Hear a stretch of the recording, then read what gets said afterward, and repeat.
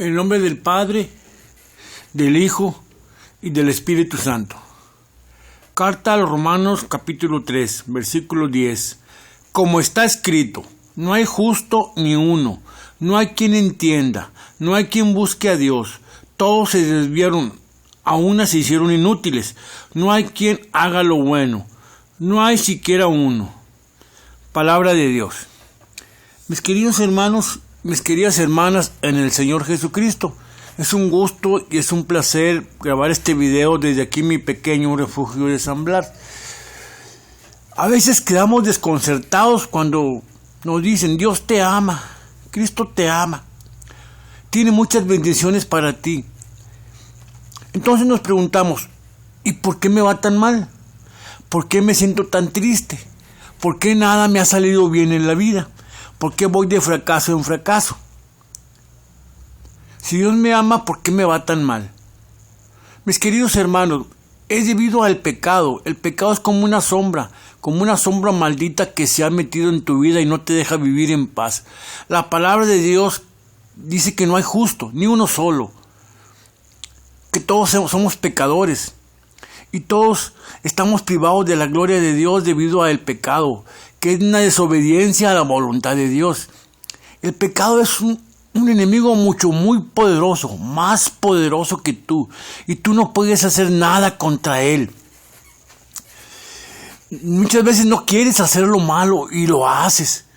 Quieres hacer el bien y no lo haces, no puedes. Te das cuenta que el enemigo, que es el pecado, nos vence y nos oprime y nos esclaviza. Vamos de pecado en pecado y el pecado nos lleva al fracaso, nos lleva al hastío, nos lleva a la desesperación, nos lleva a perder la paz y la armonía. Queremos estar bien, queremos vivir en paz, queremos vivir felices. Pero el pecado se mezcla en nuestra vida como una sombra maldita, como algo que no podemos evitar. Y es tan terrible los efectos del pecado que nos roban la paz y nos roban la calma. No sabemos qué hacer, pero hacemos lo malo. Algo nos mueve hacia la maldad, hacia los placeres inmorales, a explotar al hermano, a ofender y a dañar, a lastimar a las personas que deberíamos de haber amado. Entonces el pecado es más fuerte que tú, mi hermano, y algo que es tan terrible que tú no puedes deshacerte de él. Y la palabra de Dios dice que la paga del pecado es la muerte. Qué cosa tan terrible, mi hermano, que es esto del pecado, porque el pecado te separa de Dios, el pecado te roba la calma, el pecado te roba la paz, no te permite ver la presencia de Dios en nuestra vida. El pecado es una sombra que ahí está, te sigue a donde quiera que tú vas, a donde quiera que tú estás, ahí va el pecado. Siempre tendiente hacia la maldad del ser humano. Es por eso, mi hermano, que no podemos experimentar esa bendición y esa armonía que Dios tiene para nosotros por el pecado, que es desobediencia a la voluntad de Dios. Y no podemos hacer nada. Por nosotros mismos nada podemos hacer. Qué difícil, mi hermano, es vivir en el pecado, sin armonía, sin paz. Sin el amor que Dios nos tiene. Dios nos ama, pero el pecado impide que yo sienta ese amor que Él tiene por mí.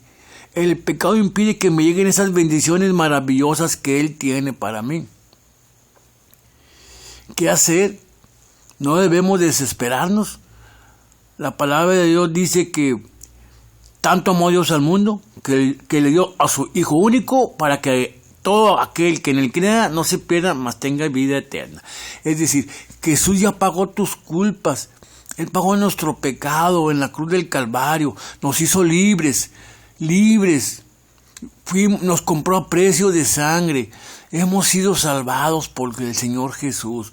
Solamente tenemos que creer en Él, decirle que hemos pecado, que hemos fallado, que hemos lastimado a las personas que amamos, que nos hemos portado mal, que hemos sido inmorales y fornicarios.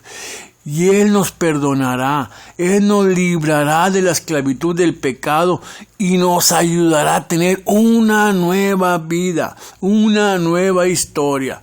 Yo te invito pues a voltear los ojos a Cristo, a voltear los ojos al resucitado y decir: Señor, libérame del pecado, hazme libre, perdona mi pecado, perdona mi maldad, perdona mi egoísmo. Yo te entrego mi vida en este día.